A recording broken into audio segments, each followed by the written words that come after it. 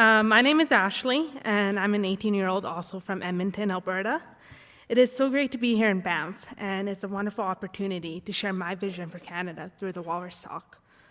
I was told to talk about what is important for me and what I see for Canada. And I decided to talk about youth involvement because that is my passion. And as I started writing this speech, it became really hard, and I couldn't quite do it. And I realized it's because it's not only about youth, it's about everyone. It's about the intergenerational support that we get from our community and the people in it.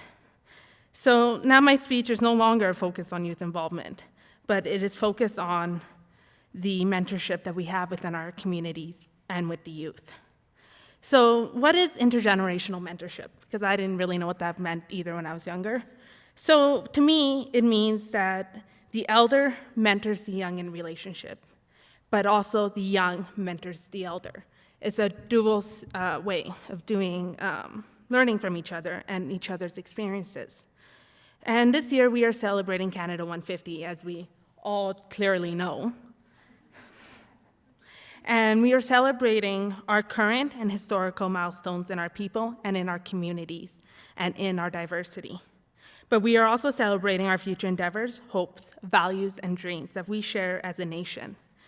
And Canada is 150 years young. We are just a baby as a country, but we have a lot of history before our 150 years.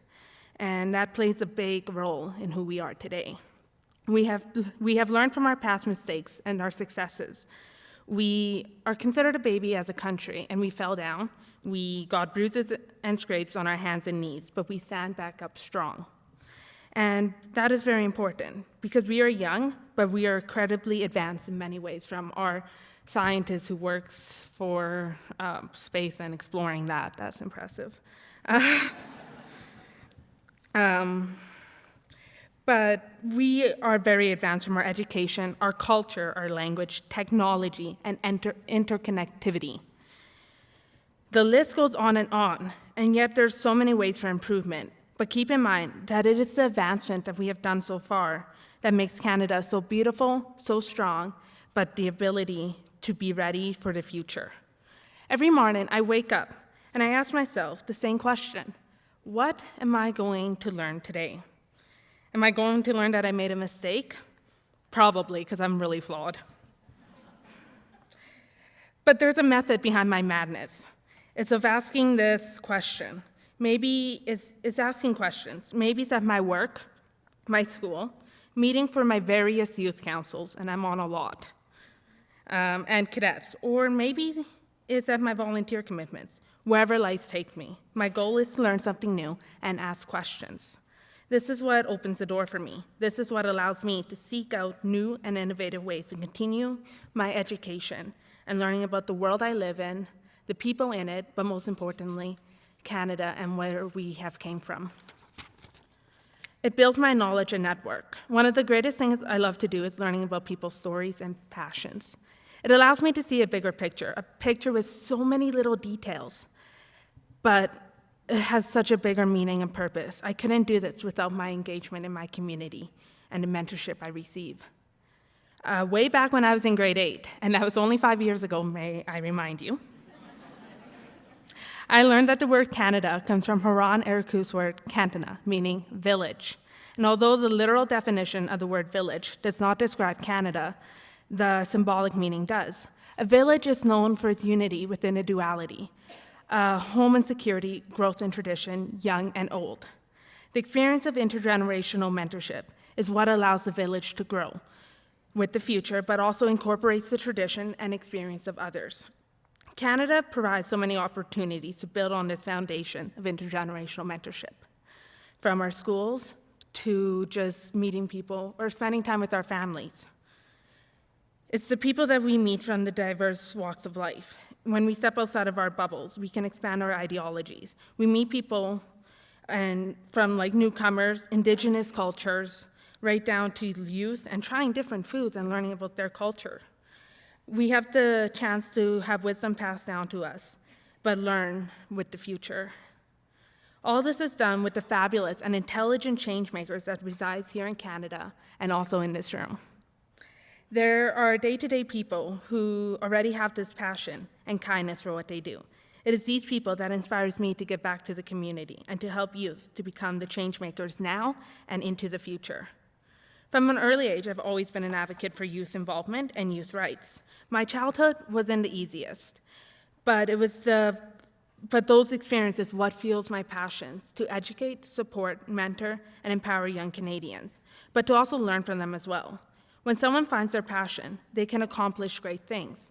My goal is to support youth to find their passion and to grow with it. Over 16,000 young people applied to be on the Prime Minister's Youth Council. That is a lot of people, a lot of youth who are passionate, who are involved, and who wants to be involved, who have a story and a passion, who are ready to make changes. And they are already making real community change. I'm lucky. I'm one of the 26 Canadian youth who has been selected for the Prime Minister's Youth Council. And no, I do not have Justin Trudeau's number, and I have not touched his hair. But on the serious side, this is an opportunity for myself and my fellow co-councillors to share the ideas and concern of youth directly to the Prime Minister, but also the Cabinet and other government officials. In order for this to happen and share the ideas and concerns, it starts with a conversation in our communities. And often these conversations are really difficult because we're indulging into conversations that affects us and everyone here in Canada. It is how we can make a movement towards multi-generational impact across Canada. By encouraging youth to get involved from an early age, we will ensure that the next generation of adults and seniors will be involved. Canada's an ever-changing place. In 150 years from now, I hope that the kids and the young Canadians no longer have to face and overcome the barriers and stereotypes that we still have today that I had to face and still facing. That they can go into their communities and gain the transferable skills that they need without being told that we are immature or inexperienced. To develop the habit of being active community members, creating a strong network, but most importantly, having the support to make an impact and make a change. I've done a lot of talking up here, way too much, and I really want to learn about you because that's something I'm very passionate about. So I'm gonna get everyone to do an activity with me. Close your eyes, no peeking. Raise your hands if you have ever volunteered or donated within your life. Perfect. Now close your eyes again, because I know some of you guys peeked, and raise your hands if you have volunteered within the last 6 months. That's impressive. That's awesome. Because a lot of people out there forget to volunteer or don't have enough time. I've been busy, trust me. And sometimes I forget to. And that's okay. But it's creating that habit and going out into the community to make a difference. So as we celebrate Canada 150, we are celebrating our future endeavors that we have to embark on together. So my challenge for you is to continue learning while staying true to yourself, to be open and to learn from everyone, to develop and sustain multi-generational impact within your community while encouraging youth to find their passion and to be active, engaged members of the community. Thank you.